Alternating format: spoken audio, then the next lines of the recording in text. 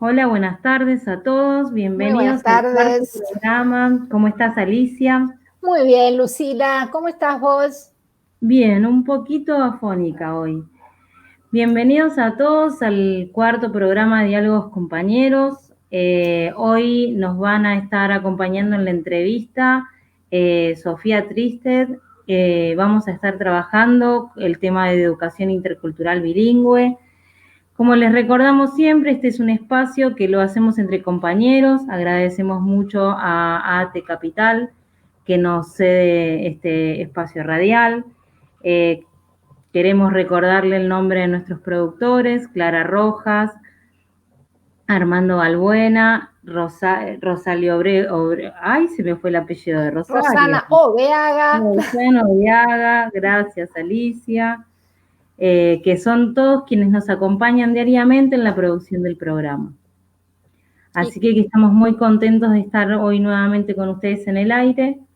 Y bueno, la idea es que hoy va a ser un programa movidito, intenso, porque hay como un montón de cosas para poder compartir, ¿verdad? sí.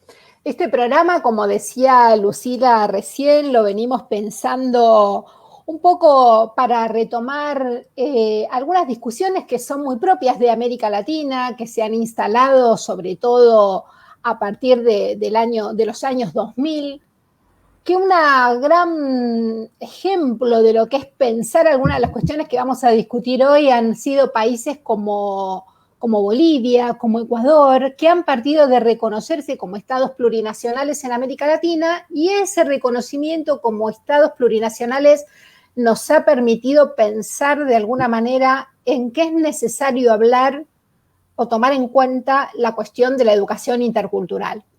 Así que, bueno, como vos decías, Lucila, es un programa movidito porque vamos a conversar sobre educación intercultural con una especialista en el tema, que es la compañera Sofía Tisted, pero además vamos a tener la posibilidad también de que nos acompañe con unas palabras una docente de la comunidad mapuche de la provincia de Buenos Aires, que también va a compartir algunos aspectos con nosotros. No sé si querés recordar nuestras redes sociales, Lucila. Sí, nuestras redes sociales son @patriacompañera en Instagram y en Twitter, y Patria Compa, nos pueden encontrar en Twitter.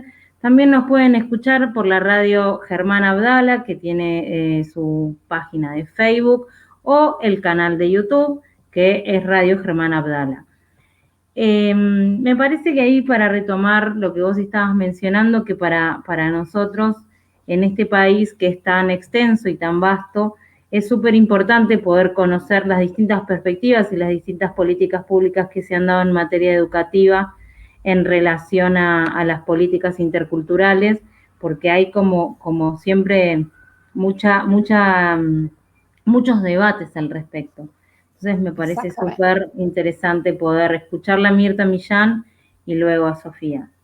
Perfecto. Y por ahí la idea, como hacemos en todos los programas, es compartir con ustedes una editorial o una forma de editorial que venimos pensando sobre este tema. Eh, y como venimos haciendo en todos nuestros programas hasta acá, siempre tomamos como punto de partida la cuestión de las leyes educativas, ¿no? Que no tiene que ver con ser legalistas, ni formalistas, ni mucho menos, pero sí nos parece importante tomar, y para este tema lo vamos a volver a hacer, la Ley de Educación Nacional que se aprobó en el 2006, la Ley de Educación Provincial para nosotras, que estamos en la provincia de Buenos Aires, que se aprobó en el año 2007, porque son referencias obligadas para pensar una educación nacional, popular y en perspectiva de derechos, ¿verdad? Y cuando Ujú. vamos a hablar del tema que nos ocupa hoy, del tema de la educación intercultural, ambas leyes nos proponen, nos regalan consideraciones muy precisas para pensar el derecho de los pueblos originarios a recibir una educación intercultural, a preservar y fortalecer su lengua, a preservar y fortalecer sus cosmovisiones, su identidad cultural. Y lo interesante de retomar estas leyes es que va a ser la primera vez que el Estado se hace cargo de una educación intercultural que va a tener que ser enseñada en todos los niveles y modalidades del sistema educativo. ¿Sí? Entonces, ese es un punto de partida interesante. Nosotros sabemos que en nuestras aulas observamos desigualdades socioeconómicas, también observamos desigualdades culturales, y la perspectiva de la diversidad cultural que se instala a partir de la necesidad de formalizar estas modalidades de educación intercultural se fundaron en el rechazo a todo tipo de desigualdad, y se pensó en la educación intercultural como un elemento que se constituye en un instrumento de producción de igualdad, poniendo en paridad y en diálogo distintas culturas y distintas comunidades. Por ahí, en la perspectiva que nosotros estamos pensando desde este programa, lo charlábamos hoy con Lucila, lo fuimos charlando con los compañeros de la producción cuando pensábamos el programa, tomar como punto de partida una visión de la interculturalidad, no solamente tiene que ver con habilitar a pensar que vivimos en sociedades desiguales y diversas socioculturalmente, en la que existen diferencias significativas entre distintos grupos sociales, con distintas posibilidades, y que no todas las perspectivas del mundo, las valoraciones sociales, los modos de expresión, las lenguas han sido reconocidos históricamente como válidos en nuestros sistemas educativos. Por eso para nosotros resulta central la educación intercultural para el conjunto de la sociedad y no solo restringida a grupos específicos que frecuentemente son denominados como minorías, pero sabemos que los grupos y las múltiples identidades étnico-nacionales en nuestro país, ya sea de los pueblos originarios propios de este territorio o muchos sujetos migrantes también, forman parte de las comunidades originarias. Por ende, nuestra concepción de la educación intercultural no se limita solamente a los procesos de escolarización formal, también a otros procesos que tienen que ver con una educación más comunitaria, con una perspectiva más territorial, y también con la idea de tornar visible y replantear las articulaciones entre diferencia, desigualdad en las relaciones sociales vigentes en este momento en nuestro país y en nuestra cultura. Sabemos que nuestras aulas están pobladas de chicos, chicas, jóvenes, adultos, adultas, que responden de alguna manera a esta pauta de la diversidad cultural. Entonces, pensar en esa diversidad cultural, en una perspectiva intercultural, supone pensar diseños curriculares, programas de estudio, formación docente, todo un conjunto de prácticas dentro del sistema para pensar la interculturalidad como una perspectiva, como una estrategia, pero también como un contenido a enseñar. Yo creo, no sé si vos compartís esto conmigo, Lucila, que es una deuda que en muchas jurisdicciones de nuestro país se incumpla de alguna manera la ley nacional y provincial cada vez que la modalidad de educación intercultural no se encuentra dentro del organigrama de los ministerios. Pero aunque ello no ocurra, bueno, la educación interculturalidad y sobre todo la pluriculturalidad está instalada en nuestras aulas, ¿no? Vivimos en territorios pluriculturales. Sí, seguro, y en ese sentido hay como una variedad de experiencias a lo largo del recorrido del todo el país que son por demás interesantes de poder discutir, conocer y pensar en función de eso en políticas públicas que se puedan sostener.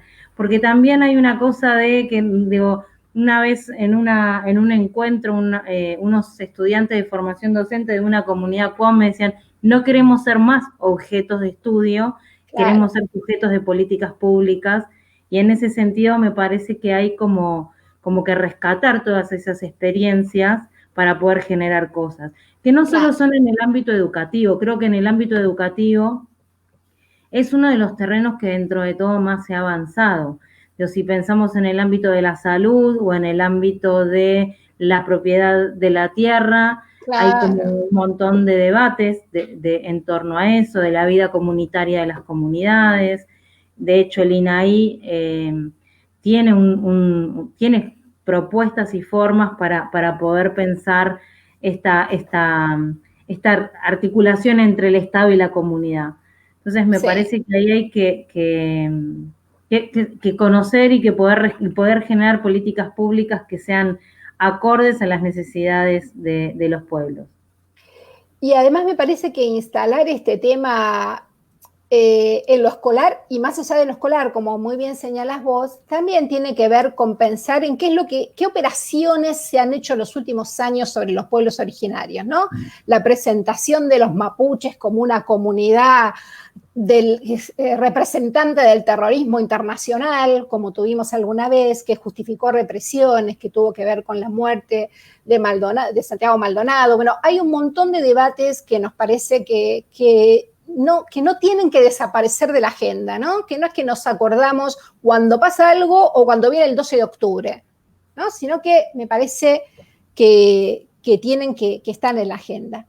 Y en este programa, te cuento, Lucila, le contamos a nuestra audiencia que para poder interiorizarnos un poquito más del tema, invitamos a la docente Mirta Millán a compartir en nuestro programa, y con todos ustedes también, su valiosa palabra como docente de identidad indígena. Mirta, que nos vamos a escuchar ahora unas palabras que nos regaló, es integrante de la comunidad mapuche urbana Pilián Manquén, Cóndor Sagrado, de la ciudad de Olavarría, en la provincia de Buenos Aires. Ella es licenciada en arte y ejerce como docente en escuelas secundarias, y también dentro de la Universidad del Centro ejerce como docente de Mapuzungún en la zona de la universidad que incluye a de Olavarría, Tandil, etcétera, que incluye a la Universidad del Centro. Y al igual que nosotras, conduce un programa radial que se llama Angahuañú, por el aire, en la radio de la Universidad del Centro. Bueno, a Mirta le preguntamos, como integrante de uno de los pueblos originarios más grandes y más representativos de nuestro territorio, ¿cómo piensa la educación intercultural desde los pueblos originarios y qué proyecciones hacia futuro tiene la educación intercultural en nuestro país? Así que ahora, si Walter mediante, la escuchamos. La escuchamos.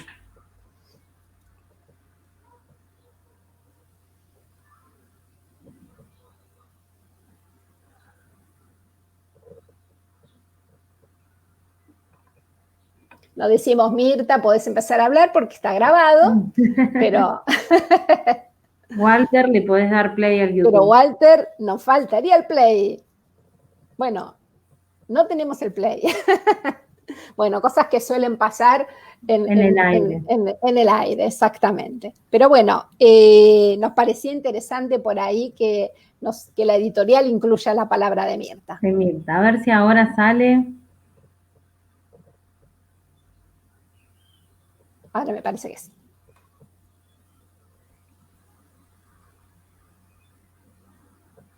Lo que pasa es que hay una sobresaturación en las redes y estamos todos encima de la red y me parece que está generando los mismos conflictos que a principio de año.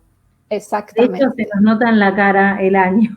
Sí, va pasando el año y nuestra cara se va deteriorando con el ritmo del año. Pero bueno, a veces esto es así, hay programas en que nos sale todo bárbaro y programas en que tenemos algún videíto con algún problema. Bueno, podemos por ahí darle la bienvenida a Roxana, y una vez para poder adelantar ahí, y una vez que el video esté en punta, volvemos al video. Así que Roxana y su sección Noticias, ¿cómo estamos? Hola compañeras, ¿cómo están? Muy bien, todo bien. Bueno, hoy traemos dos noticias del ámbito educativo nacional. Una tiene que ver con las clases en el 2021, porque el Consejo Federal de Educación acordó que cada distrito definirá el calendario escolar para el próximo ciclo lectivo y los modos en los que tomará la escolarización, ya sea virtual, presencial o mixto. Bueno, todos los esfuerzos están puestos o siguen puestos en identificar y acompañar a las y las estudiantes que perdieron el vínculo de alguna manera con la escuela en todo este tiempo de pandemia, ¿no? Y orientar las políticas específicas para garantizar, obviamente, el derecho a la educación.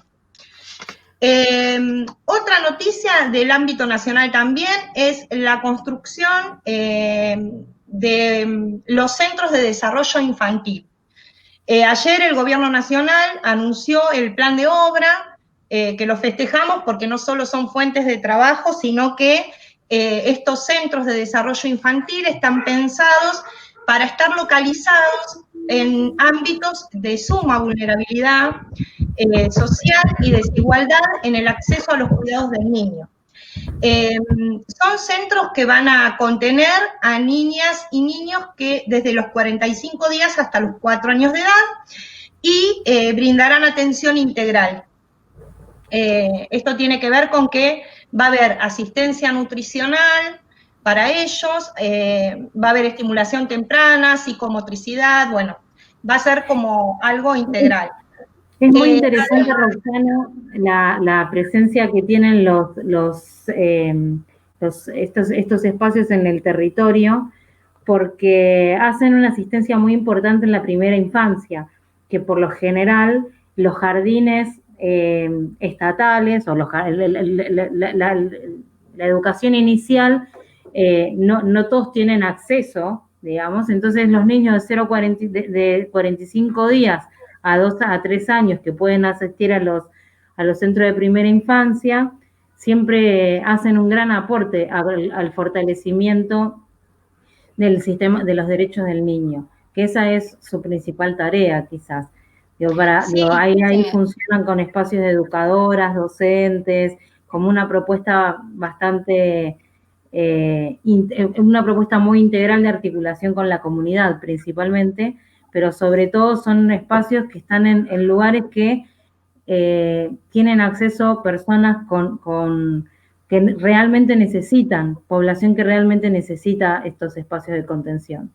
Sí, además les cuento que está pensado en forma articulada con el Ministerio de Desarrollo Social y el Ministerio de las Mujeres para también atender todo el tema de violencia de género, ¿no? Todos los problemas que se vayan identificando de violencia de género. La disponibilidad del espacio donde se van a construir estos centros depende de cada municipio y cada provincia. Exactamente. El municipio y la provincia va a aportar el espacio para construirlos y además el recurso humano para que comiencen a funcionar. Bueno, y les paso 3 invitaciones cortitas. Una tiene que ver con la edición 2020 del Día del Orgullo LGTBIQ, que en esta oportunidad se va a tener que festejar virtualmente por el tema de la pandemia. El viernes 6, el Frente Orgullo y Lucha festeja con una transmisión de varias horas en la plataforma web, y el sábado 6, la comisión organizadora de la Marcha del Orgullo transmitirá un programa a las 21 horas por la TV pública, ¿sí? Otra invitación que tenemos es el viernes 6 del 11, a las 17 horas, se va a realizar un conversatorio internacional sobre educación, tecnologías inclusivas y resiliencia territorial, que va a ser transmitida en vivo por YouTube, en el canal del Colegio de Graduados en Cooperativismo y Mutualismo. Es una propuesta que tiene que ver con lograr una planificación estratégica para el desarrollo que tiene un fuerte apoyo en la educación tecnológica. Bien. Pues es que te complemento eso, Ro, con algo muy interesante que pasó estos días, que Argentina lanzó su programa, Argentina Programa, destinado a chicos que han finalizado la escuela, los estudios secundarios y que quieren formarse en programación tecnológica, lo cual es una noticia súper interesante que se engancha un poco con la que vos decías recién, porque aprender a programar es realmente empezar a sembrar la semilla de la soberanía tecnológica, ¿no? De no seamos dependientes de los grandes negociados de los software internacionales, sino la posibilidad de empezar a formar desde muy jóvenes a nuestros jóvenes y nuestras jóvenes para poder pensar una soberanía tecnológica distinta, ¿no? Que es un gran desafío que tenemos a futuro. En ese sentido, Alicia, la Argentina es un país que tiene un gran desarrollo en la formación de de analistas, programadores e ingenieros en sistema que desarrollan software. Justamente la Universidad Nacional del Centro de la Provincia de Buenos Aires, la Universidad Tecnológica y la Universidad de La Plata son 3 universidades que han avanzado muchísimo sobre ese terreno, así que está bueno reconocerlo. Bueno. ¿Alguna novedad más, Rosana? El jueves 12, Congreso Internacional del Gran Chaco Americano, la mesa de diálogo de educación e interculturalidad, experiencias, desafíos y propuestas para la construcción de la Agenda Nacional. Eso es el jueves a las 10:45, también recomendable. Perfecto. Bueno, me despido, chicas, hasta el jueves próximo. Que tengan buena semana. Gracias, muchas gracias. Bueno, Alicia, ¿y ahora qué es lo que viene? Ahora, ¿qué es lo que viene? Ahora lo que vamos a hacer es presentar a nuestra entrevistada, que es la compañera Sofía Thisted. Sofía, mientras te vamos dando paso aquí con nosotras, te vamos a ir presentando con nuestra audiencia, que te contamos que es una audiencia federal de toda la provincia de Buenos Aires, de Capital, pero también de todo el país. Sofía es doctora en Ciencias de la Educación, graduada en la Universidad de Buenos Aires, en este momento es secretaria de Asuntos Académicos de la Facultad de Filosofía y Letras de la Universidad de Buenos Aires, y también es docente aquí en la Universidad de La Plata. Es una especialista en educación intercultural, fue la directora de la modalidad de educación intercultural allí por el año 2007, en una aventura compartida aquí en la provincia de Buenos Aires. Y nos parece muy interesante retomar el diálogo con Sofi a partir de 2 cuestiones que querríamos conversar con ella. Así que, bueno, te damos la bienvenida, Sofía. Gracias por acompañarnos. Bienvenida, Hola, Sofía. ¿cómo están? Buenas tardes. Muchas gracias por la invitación. La verdad que un gusto estar acá. Gracias, Sofía. Bueno, venimos charlando, Sofi, un poco sobre la importancia de la educación intercultural, la circunscribimos un poco en la ley nacional y en la ley provincial de educación en la provincia de Buenos Aires. Y nos gustaría preguntarte, en primer lugar, en este momento, ¿cuál sería tu evaluación sobre la situación actual de la educación intercultural en Argentina y en América Latina? Vaya pregunta. A ver, me parece que lo primero que hay que decir es que las escuelas desde su momento de organización como sistemas educativos y demás, alojaron la diversidad y fueron construyendo distintas maneras de entenderse con la diversidad, ¿no? Tal vez lo que más duró en el tiempo de nuestros sistemas de educación en América Latina fue la idea de que la escuela lo que tenía que hacer era diluir, asimilar la diversidad y convertir, y así uso la palabra, convertir a todos en una única identidad nacional de cada uno de todos los países, y esa impronta de alguna manera tuvo fuerte pregnancia, y yo diría que sí hasta nuestros días, ¿no? Es con quien discutimos todos los días. Pero al mismo tiempo, y de la mano de distintos procesos, que, bueno, hay distintas investigaciones que van relevando, de mediados del siglo XX a esta parte, lo que empieza a pasar es que empieza a discutirse esta idea de que hay una única cosmovisión válida, que hay una única forma de ver y entender el mundo válida, y empieza a aparecer y empieza a penetrar en las escuelas, digamos, este debate, ¿no? Si no hay únicas formas de ver el mundo, de entender lo social, de entender la historia, de reconstruir esa historia, entonces, ¿por qué las escuelas no alojan estas otras miradas sobre el mundo?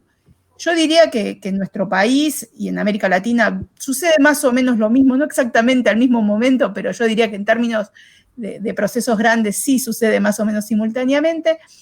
De la década del 80 a esta parte, lo que hay es un gran debate y muchas dificultades prácticas, diría yo, ¿no? Claro. Políticas, ¿no? Y en los últimos años yo advierto un retroceso en algunos países, ¿no? Tal vez el caso más emblemático es Brasil, pero no el único, ¿no? Entonces lo que uno encuentra es que de alguna manera las constituciones nacionales de los 80 y los 90 Hay una serie de avances importantes en términos de reconocimiento de otras identidades, de otras cosmovisiones. En nuestro país, la Constitución del 94 sanciona la preexistencia de los pueblos originarios, y esto es importante, digamos, claro, en términos de lo que habilita, en términos de las normativas que van a venir después. Ahora, todos sabemos que los cambios normativos no generan realidades, no per se, ¿no? Si no hay procesos sociales que acompañen estos cambios normativos. Entonces, de alguna manera, en la Argentina del 94, esta parte, lo que encontramos es un laborioso proceso de ir construyendo marcos normativos que reconozcan esto, que está habilitado en cierto sentido por la Constitución del 94. De alguna manera, los movimientos sociales, desde mucho antes que el 94, vienen peleando por la inclusión de sus voces, la inclusión de sus miradas de mundo, en distintos espacios, y también en la escuela. Lo que yo diría es que se condensa a partir de la Ley de Educación Nacional y de alguna manera se reescribe de distintas maneras en las distintas jurisdicciones en el 2006, es textos de leyes nacionales que no consideran a los pueblos indígenas, que muchas veces a quienes se asocia lo intercultural, claro, como minorías, sino que las empiezan a pensar como sujetos de derecho. Y ahí se abre un mundo, ¿no? Un mundo que en distintas jurisdicciones va a ir tomando distintas formas. Y de alguna forma yo creo que hay que pensar la educación intercultural en esa trama de discusión normativa, pero mucho más que normativa, ¿no? Hay un debate en las escuelas sobre qué hacer con la diversidad que excede a discusión normativa y que tampoco se resuelve cuando las normativas son más justas, ¿no? Claro. Lo que tenemos sí a principios del siglo XXI es, bueno, todo un marco normativo más amplio que va a ir reconociendo derechos a las diferencias, no solo las culturales, sino también las de género, ¿no? La ley de identidad de género, matrimonio igualitario, las leyes vinculadas a discapacidad, las leyes...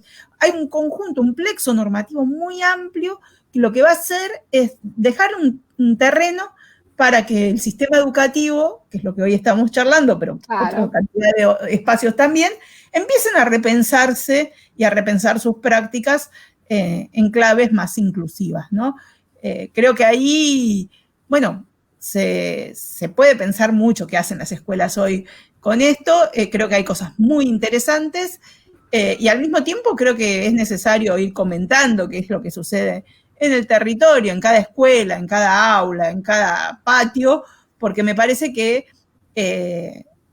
no está escrito en la norma, ¿no? Sino que es una construcción. ¿Cómo se hace una escuela intercultural? Claro. Esta es una discusión que tenemos que dar todos los días, ¿no? Porque no hay una manera de hacerla, claro, ¿no? No, claro. Una cuestión que por ahí queríamos preguntarte, Sofía, y por ahí te llevamos un poco al terreno de lo que es tu tesis doctoral y lo que tiene que ver con la infancia migrante y con la infancia indígena, que siempre hay una discusión ahí, sobre todo en Argentina, qué es lo indígena, qué es lo migrante, qué constituye las identidades originarias, ¿cómo ha sido procesado eso históricamente? No te pedimos que resumas tu tesis en 10 minutos, pero si podés nos encantaría, digamos.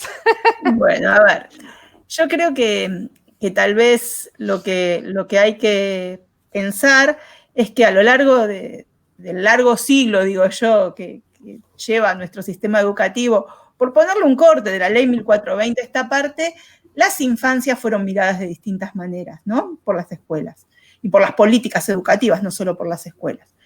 De alguna manera, les decía, hay un primer tramo largo que tiene que ver con esta impronta de asimilación.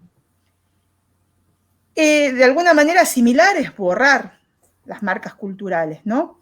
A mí, una de las cosas que más me marcó de la experiencia de la dirección intercultural fue que pude participar de muchos encuentros con pueblos indígenas y con migrantes, y cada uno contaba cuál era la marca, qué era lo que había ocultado para entrar a la escuela. El precio de entrar a la escuela era ocultar algún rasgo identitario, ocultar la lengua, cortarse las trenzas, tratar de esconder bajo el delantal la pobreza, tratar de hablar de una manera distinta de la que uno o una hablaba, o callarse, para que nadie fuera marcado por las maneras de hablar. Claro. Y estas estrategias, ¿no?, que las familias reconstruyen, que se dan en torno a la asistencia a la escuela durante muchas décadas en nuestro país, de alguna manera eran una respuesta, no sé si llamarlo respuesta es demasiado mecánico, pero en todo caso era una estrategia de vinculación con un mundo valorado, porque la escuela es valorada por los pueblos indígenas, es valorada por los pueblos migrantes, y en todo caso era como el precio de estar allí. No sé si llamarlo precio, queda feo, pero en todo caso hay una reconstrucción en donde hay algo de eso que está, ¿no? Bueno, si quiero triunfar, la idea de mi hijo el doctor, ¿no? Si quiero triunfar en la escuela, si quiero triunfar en la vida, tengo que dejar de lado estas marcas. Me llamó mucho la atención muchas veces este relato, ¿no? De lo que dejamos afuera para entrar a la escuela. Y en todo caso, la otra opción era quedarse con eso, pero no estar en la escuela, o quedarse con eso silenciado mientras que uno estaba en la escuela. De alguna manera, esta manera de vinculación con lo escolar es una manera.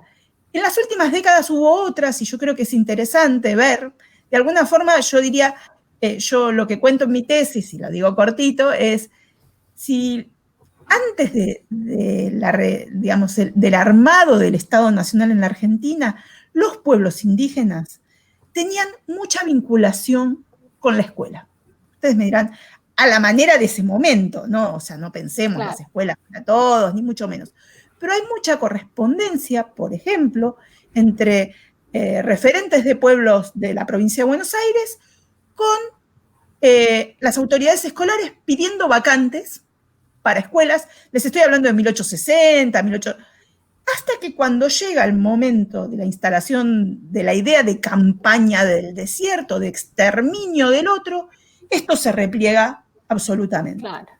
Sin embargo, los inspectores de escuela, que estaban más cerca del territorio, de la gente, lo que van a ir contando es que a muchas escuelas van los indígenas y no van los migrantes, por ejemplo. Entonces, tengo muy claras algunas notas de maestros del sur del país que dicen, bueno, en esta comunidad cerca de Esquel, por ahí, hay británicos, chilenos e indígenas.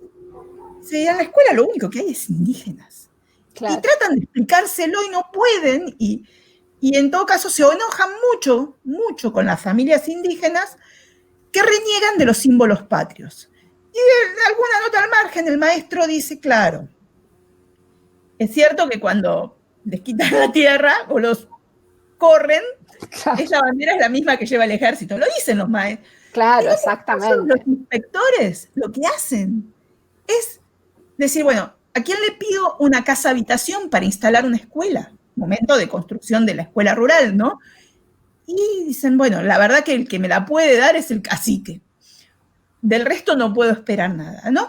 Y entonces hay como todas unas muestras de que en el territorio, en el llano, había más interacción entre indígenas, migrantes, escuelas, que las que eventualmente reconoce la norma, reconoce el Estado. Esto yo diría entre 1880 y 1905. Ahí yo advierto un cambio, yo digo, y ahí los migrantes en el discurso público aparecen como doble rostro, diría yo. Por un lado, como la luz, la esperanza, esta idea de que vienen a traer civilización, pero ante la constatación de que quienes llegan en los barcos no son los esperados, sino que son pobres, a veces son anarquistas, generan revueltas y demás, va a haber un desdoblamiento de la imagen del inmigrante. Por un lado va a estar el inmigrante, esta población deseada, pero por otro lado se va a construir la idea del extranjero. Claro. Como amenaza cosmopolita, ¿no? Claro. Entonces van a decir, bueno, en realidad en los barcos llegaron los inmigrantes y los extranjeros. Los extranjeros son más peligrosos, son más complicados, y esto va a ser parte del discurso público. A mí me sorprendió, no tenía esa idea cuando empecé mi tesis, la cantidad de debate que hay sobre estas cosas y la reflexión y la heterogeneidad de las posiciones. No a todo el mundo le encanta el exterminio ni la campaña, la mal llamada, ¿no?, campaña del desierto. No hay una adhesión masiva a estas cuestiones, sino que lo que hay es voces disidentes, preguntas que se responden rápido para quedar bien con el momento, pero preguntas, ¿no? De, che, hicimos bien cuando trajimos a estos indígenas a la capital federal y terminaron muriendo, etcétera, etcétera. O sea, y estas preguntas muchas veces vienen de parte de los funcionarios de educación. Claro. De alguna manera hay una reflexión, digo, en la época, y algo de esa reflexión va a ir avanzado el siglo XX, va a ir cambiando de tono. A partir de 1905 lo que aparece es la idea de que los indígenas son argentinos, que los migrantes, bueno, deben ser argentinizados, y de alguna manera lo que vamos a encontrar a lo largo del siglo XX es que la infancia indígena debe ser alfabetizada en su lengua o las escuelas deben reconocer su lengua para que sean alfabetizados en castellano. Es decir, reconocerle al otro su identidad para que asuma las pautas nuestras.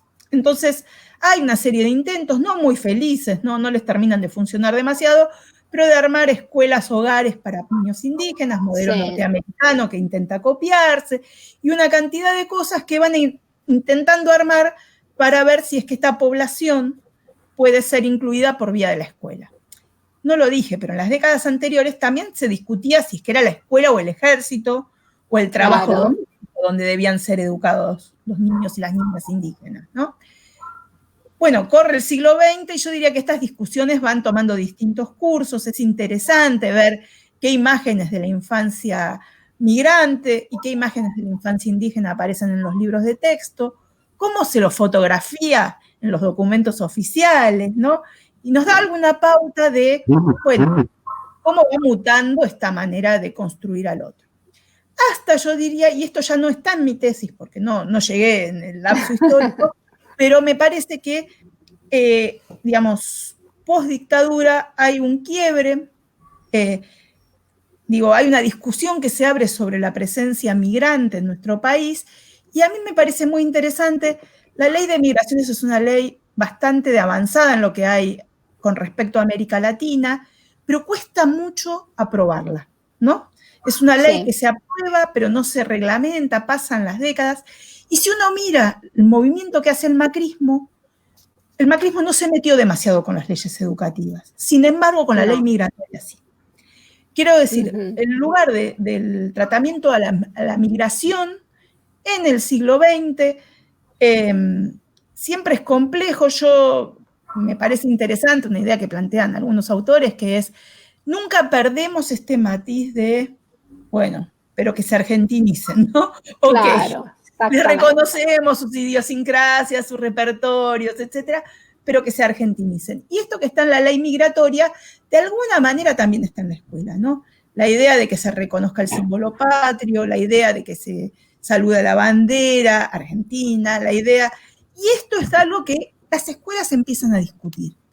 A veces sin tener tan en claro o sin tener tanta escucha sobre la normativa, que no siempre acompaña en estos casos. Claro. Y yo lo que veo en la última década, por poner un tiempo, pero seguramente más largo o más fragmentario, es que en las escuelas hay mucha discusión sobre cómo construir un nosotros o una propuesta que aloje las diferencias, ¿no?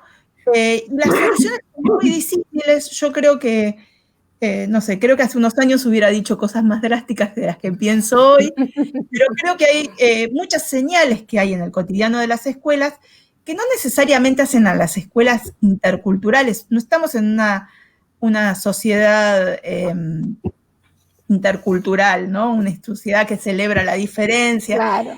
Lo intercultural en términos críticos es ir contra reloj o contra la marea, pero yo creo que en las escuelas sí uno encuentra muchas veces, con mucha frecuencia, muchos intentos de alojar otras maneras de ver el mundo distintas de las instauradas como hegemónicas o como... Y creo que hoy la complejidad o diría el movimiento de mujeres le ha puesto un condimento singular, ¿no? No es solamente la cuestión cultural, sino una preocupación por alojar otras perspectivas de género distintas de las hegemónicas. hay como un movimiento ahí que creo que es bien interesante, ¿no? Y que a veces va con la normativa y otras veces no. Digamos, ¿no? Pero me parece que ahí es interesante ver lo que está sucediendo, porque creo que sí hay procesos de debate intenso sobre qué procesos de identificación se convalidan, cómo, qué versiones de la historia se cuentan, qué formas de construir identidades se habilitan, y creo que hoy muchas veces la escuela da señales de que, no hay únicas maneras de ser y de estar en el mundo, y que y que hay una jerarquización de las diferencias, ¿no? Que hay algunas maneras de ser y estar en el mundo que se han construido como más válidas que otras y que esto merece ser discutido, ¿no? Sí. Eso me parece que es muy interesante. La verdad, no sé, Lucila, si tenemos alguna otra pregunta. Yo le escuchaba atentamente y me acordaba de la historia de mi abuela, que le prohibían hablar su lengua en la escuela, y me acuerdo de mis alumnas de hoy, que muchas son de ascendencia paraguaya o guaraní, y no se animan, y saben, entienden, pero no pueden hablar la lengua.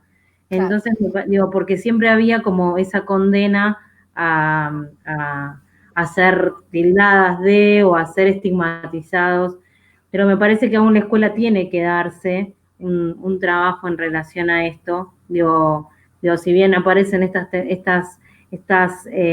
posibilidades que vos comentabas, Sofía, hacia el final, la escuela sigue condenando muchas diferencias y todavía tiene que enfrentar ese desafío. Sí, totalmente. Yo creo que queda un montón por hacer. Creo que tal vez lo que hay que habilitar es conversaciones acerca de cómo se hace, porque nadie termina de tener claro exactamente cómo se hace.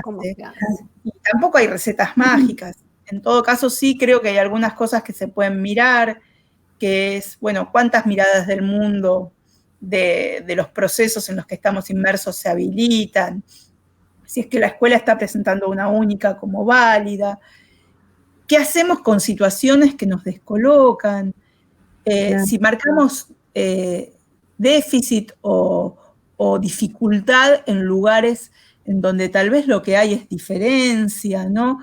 Creo que ahí hay cosas que hay que poder ir pensando y que es bastante importante ir trabajando sobre eso, ¿no? Bueno, Sofía, la verdad que te agradecemos mucho que nos hayas acompañado. Nosotros era un tema que nos parecía muy interesante trabajar. Habíamos estado charlando en el programa pasado sobre algunas cuestiones de la diversidad y lo abordamos desde la perspectiva de género cuando nos visitó Graciela Morgade. Y bueno, también nos parecía seguir trabajando un poco en esta profundización de los discursos de la diversidad, que como vos bien decías, no es solamente lo originario, ¿no? Sino que hay muchas posibilidades y muchos discursos para habilitar, más allá de estas perlitas que nos traes sobre momentos históricos muy poco relevados, ¿no? Y que la cuestión del tratamiento de lo intercultural o de la cuestión indígena, a mí siempre me sorprendió muchísimo en la lectura de tu tesis y me parecía importante compartirlo con nuestra audiencia, que son educadores, educadoras básicamente, y que está bueno que puedan, más allá de invitarlos a la lectura, acceder a estas cuestiones desde tu propia explicación. Así que te agradecemos muchísimo que hayas compartido esta tarde con nosotras. No, la agradecida soy yo y la verdad que un gusto estar acá y la sigo escuchando. Bueno, muchas gracias, Sofi. Muy Chao, bien. Hasta luego. Bueno, despedimos a Sofi. Brillante. Compañera, se te apagó la luz. ¿Qué te pasó? Ay, la voy a aprender, ahora la voy a aprender. Sí. Entraste en la negritud de golpe. Bien. Cosas que suceden. Si no sabe las cosas que están poniendo, no sabe la audiencia, los comentarios que nos están haciendo sobre la luz de Lucila. Sí, Walter, nuestro querido operador, nos habilita. Tal vez podamos escuchar el video de la compañera Mirta Millán. ¿Estamos en condiciones de poder escuchar las palabras de Mirta? así cerramos un poco a tono de conversando.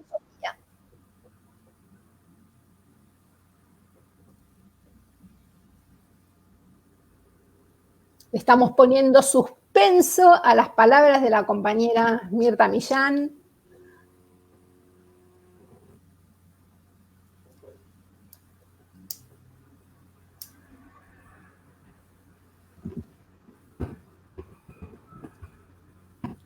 Bueno, seguimos con las dificultades. Interesantísima la entrevista que hicimos con Sofi, ¿no? Después lo podemos hacer es colgarlo al video, perdón, ahí retomamos con Sofi, lo podemos ver de colgar en alguna de las plataformas de las redes sociales para que lo puedan apreciar porque realmente es muy interesante. Es muy interesante. Lo que nos cuenta Mirta. Y sí, la realidad es que cuando Sofía contaba recién, incluso la experiencia de trabajar con las comunidades mapuches y británicas en Esquel, me acordaba de mi escuela primaria que yo la hice en Puerto Madryn, y las viste, las sorpresas. ¿Viste? Y nosotros la historia de Madryn se debe a esa comunión que hay entre las comunidades, es lo que nos explicaban en ese momento, ¿no? Claro. Entre la comunión entre la comunidad mapuche y la comunidad galesa, que no es mi tema de investigación, ¿no? Pero sé que son dos comunidades que nunca se molestaron y coexistieron. Exactamente, siempre, que coexistieron. En forma pacífica. Sí. Pero cómo la lengua se fue perdiendo más de las comunidades mapuches que de los galeses. Los galeses siguieron teniendo muchas de sus costumbres. Sí. Aunque también es cierto que pasó algo muy particular con las comunidades galesas con las colonias galesas que se instalan en la Patagonia Argentina, bueno, en esta zona de Puerto Madryn, entre Leu, Rawson, que convivieron muy bien con las comunidades originarias, que prácticamente no fueron visitados ni molestados, por decirlo así, por el Estado Nacional, hasta que en un momento hubo un temor de que los extranjeros ingleses empezaran a quedarse con territorios en la Patagonia, y uno de los dispositivos que sirvió para contrarrestar ese momento fue la apertura de las escuelas primarias nacionales en los territorios de Chubut. Yo soy nieta de galeses, mi abuela vino de Gales, o sea que es una historia bien interesante en este sentido, porque mi abuelo, que fue un maestro normal nacional, que llegó en la década de 1890 al sur de la Patagonia, cuando se casa con mi abuela prohíbe el habla del galés. Entonces, cómo el idioma se convierte en un capital en disputa y en una forma de reclamo social para todos aquellos grupos que se reconocen desde la reivindicación de la diferencia. Sí, pero para no quedarnos solo con el ejemplo de la Patagonia, pensaba en lo que pasa en Corrientes, que creo que era Alberto Silión el que nos contaba, sí. que nos hablaba, en Corrientes mucho tiempo estuvo prohibido hablar guaraní. Guaraní, exactamente. Y es más hablado el guaraní que el castellano en Corrientes. Entonces me parece que como la lengua siempre fue una forma de silenciar, y la escuela, si bien a la escuela le debemos mucho también, la escuela fue unas maneras de generar esos silenciamientos. Exactamente. Entonces, y ese parámetro de normalidad a partir de lo lingüístico es una invención escolar, sin duda alguna. Sí, claro, pero el disciplinamiento del cuerpo, de la lengua, de la ropa. Bueno, parece que está el video de Mirta. Parece que sí la podemos escuchar a Mirta ahora. A ver. Que va a venir también con este tema que estamos conversando.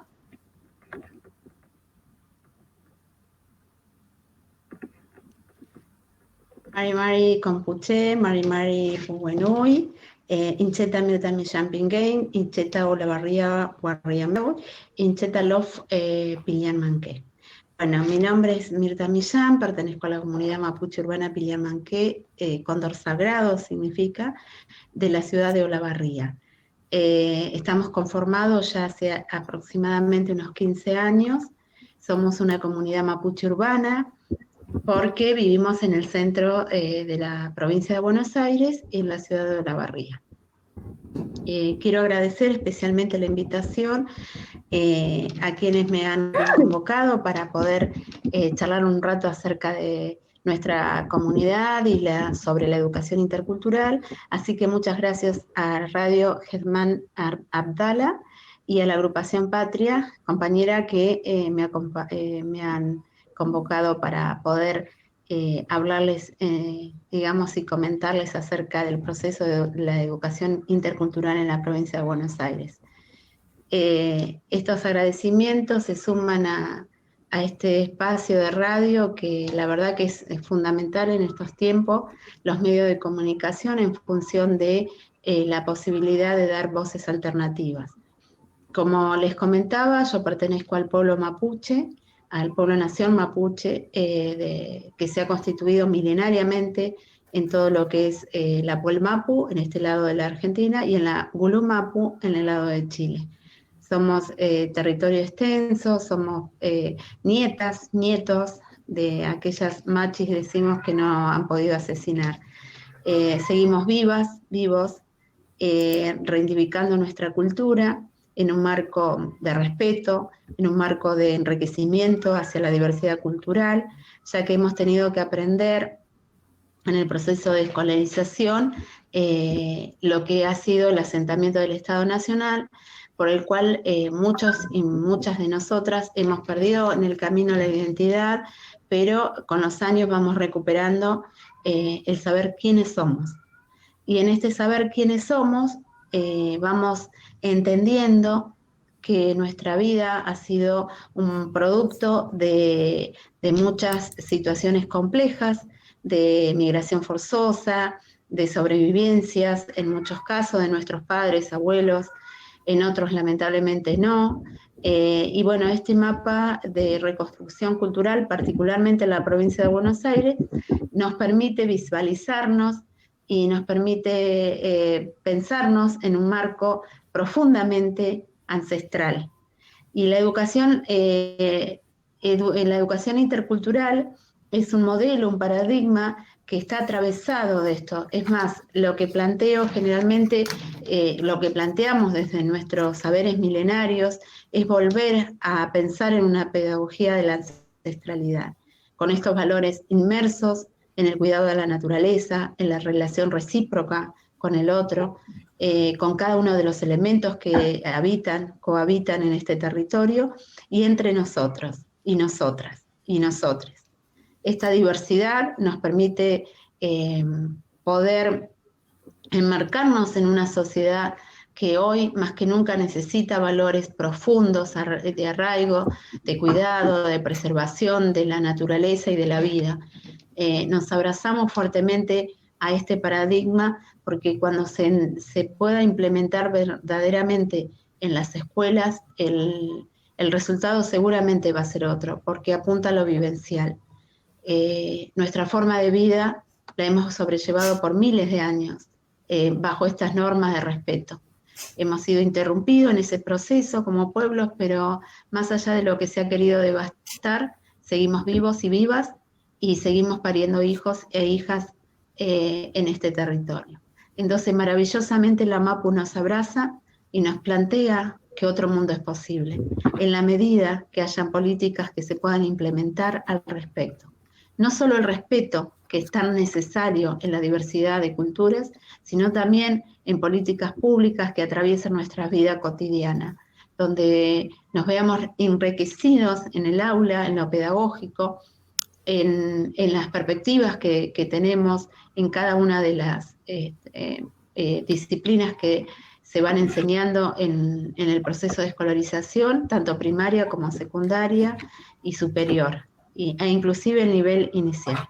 Así que esto para nosotros es un reto, es enorme, pero sabemos que no lo podemos hacer solos y solas, Es erróneo pensar que la educación intercultural es solo para los pueblos originarios o afrodescendientes.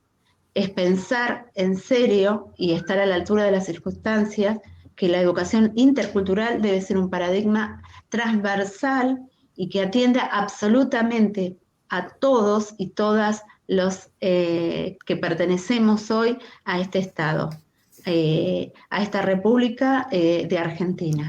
Así que apelamos, añoramos, soñamos y vamos a seguir luchando y resistiendo para que se haga verdaderamente eficaz esta posibilidad de enriquecernos día a día bajo el paradigma de la educación intercultural. Yoltumay, muchas gracias, Puguenui, amigos y amigas, y sigamos pensando en que las políticas públicas nos permiten la transformación tan necesaria para nuestra sociedad. Peucalial, hasta pronto, Compuche, para todos y todas. Bueno, interesante. Se hizo esperar, pero era una maravilla poder escuchar las palabras de Mirta y trabajar. El desafío tal vez sea el de poder trabajar en esta idea de una pedagogía de la ancestralidad, ¿no? Que ella plantea, de otra manera de relacionarnos con los otros y las otras, de otra manera de relacionarnos también con la naturaleza, con la Mapu, como ella dice, y de alguna manera... Me pareció muy interesante lo que ella mencionaba sobre que la educación intercultural no tenía que ser solo para los pueblos. Me parece que nosotros, Argentina tiene una historia de silenciar constantemente las voces de los pueblos originarios por diversas cosas, por su misma matriz, incluso histórica. Entonces me parece como interesante poder rescatar eso de empezar a pensar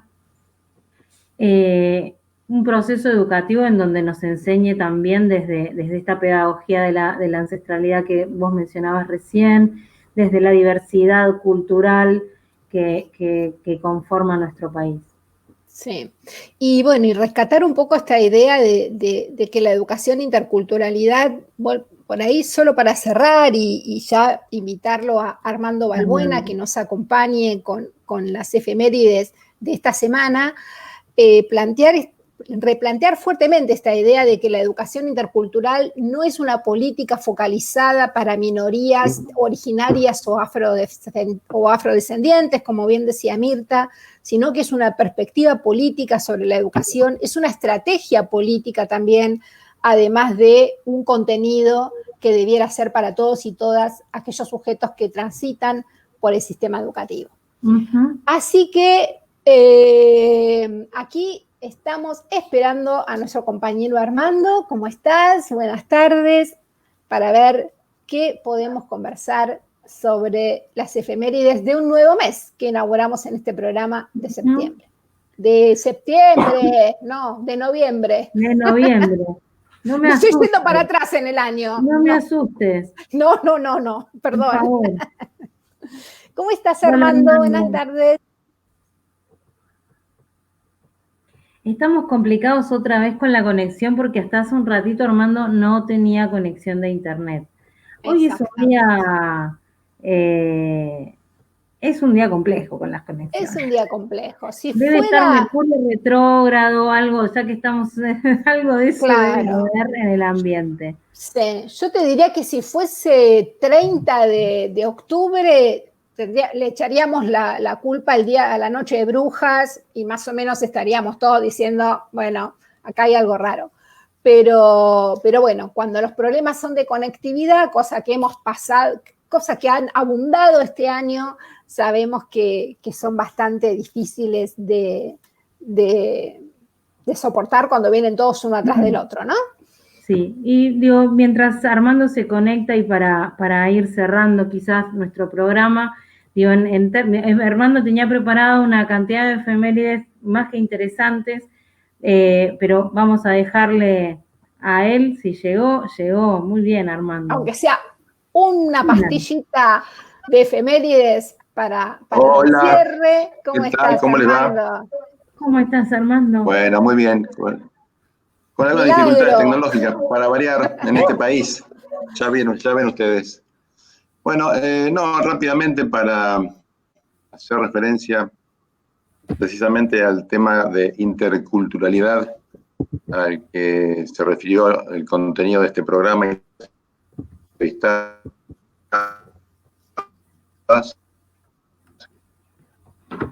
No hay como mucho caso.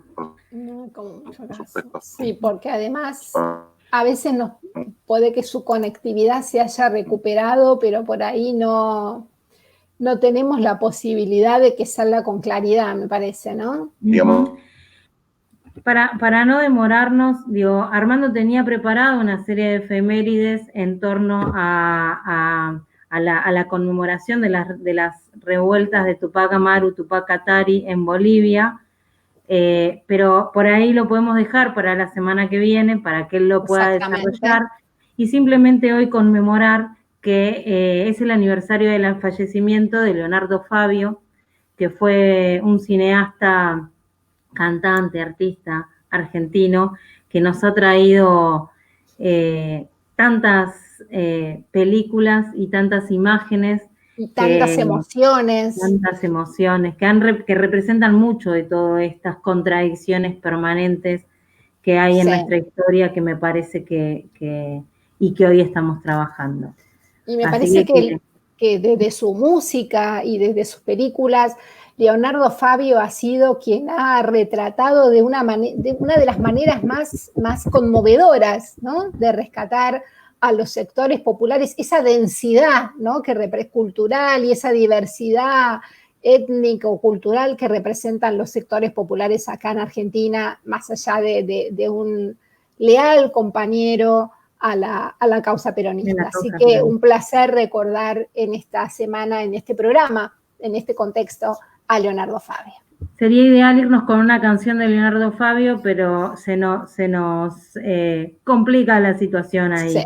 Y nosotras no pensamos cantar ninguna canción. Está bien. Les queremos dar la despedida el día de hoy. Ha sido un gusto compartir con este recorrido. Agradecidos de parte de la producción, de Clara Rojas, de Armando Balbuena, de Nancy Roldán, que siempre están al pie del cañón en la producción de este programa. Gracias a Alicia y gracias a Sofía, que han hecho esta entrevista tan interesante. Y bueno, y nos vemos la próxima semana, ¿verdad? Nos vemos la próxima semana. Somos Lucila Fauda, Alicia Villa, y nos vemos en 7 días. Muchas gracias. Hasta luego.